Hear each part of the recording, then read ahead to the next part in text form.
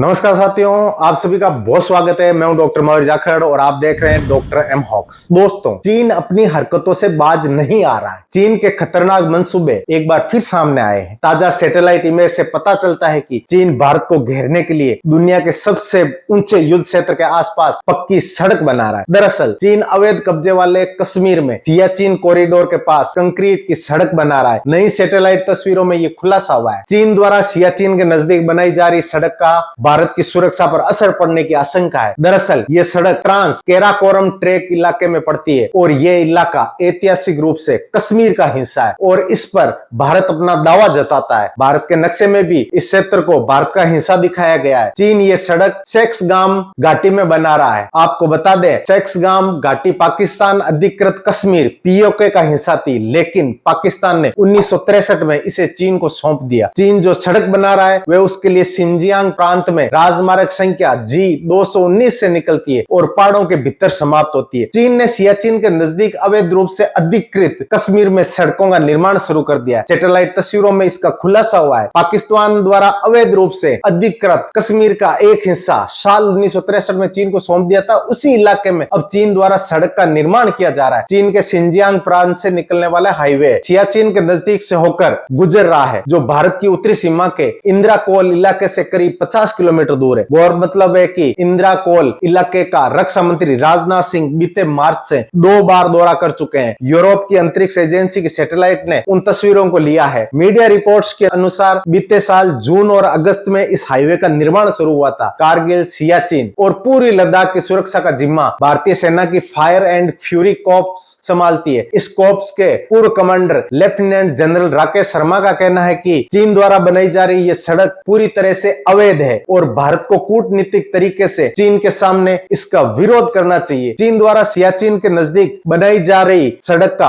भारत की सुरक्षा पड़ने की आशंका है। दरअसल यह सड़क ट्रांस कैराकोरम ट्रैक इलाके में पड़ती है और यह इलाका ऐतिहासिक रूप से कश्मीर का हिस्सा है। इस पर भारत अपना दावा जताता है। भारत के नक्शे में भी इस क्षेत्र को भारत का हिस्सा दिखाया गया है। ट्रांस कैराकोरम ट्रैक करीब 5300 वर्ग किलोमीटर इलाके में फैला है। भारत के सुरक्षा विशेषज्ञों का कहना है कि इस हिस्से में यथास्थिति में बदलाव भारत की संप्रभुता और क्षेत्रीय अखंडता का उल्लंघन है। आशंका है कि चीन अगर इस क्षेत्र में और निर्माण करता है तो इससे पहाड़ी इलाकों में भारत की सुरक्षा प्रभावित हो सकती है। पाकिस्तान ने गिलगित बाल्टिस्तान प्रांत में साल 2021 में पाकिस्तानी सरकार ने नए हाईवे के निर्माण का ऐलान किया था, जो कि मुजफ्फराबाद को मस्तांग पास से जोड़ेगा। मस्तांग पास सेक्सगाम घाटी से जुड़ता है। ऐसे में आशंका है कि चीन और पाकिस्तान का इस इलाके से सड़क मार्ग द्वारा जुड़ा हो सकता है। एक रिपोर्ट के मुताबिक इंदिरा कोल सियाचिन ग्लेशियर में 50 किलोमीटर अंदर स्थित है, जहां से ये सड़क खत्म होती नजर आ रही है। ये वो इलाका है जहां भारतीय सेना गश्त करती है। रक्षा मंत्री राजनाथ सिंह से अब तक 2 बार यहां का दौरा कर चुके हैं। यूरोपीय अंतरिक्ष एजेंसी द्वारा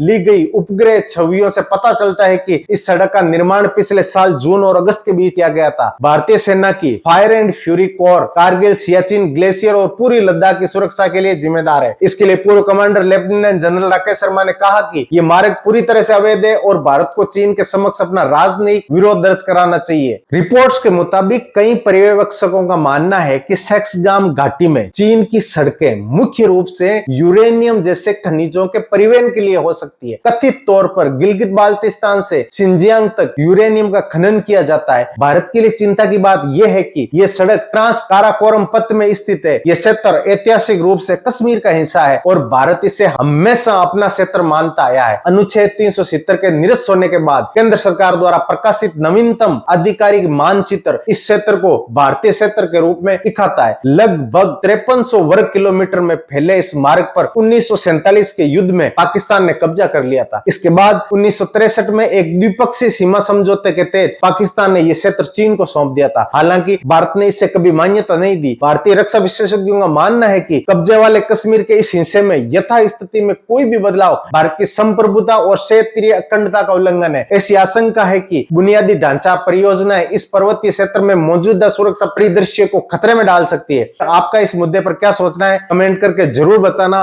काम पसंद आ रहा है तो वीडियो को लाइक और चैनल को सब्सक्राइब भी कर लें। आप अपना बहुत ख्याल रखिएगा। नमस्कार।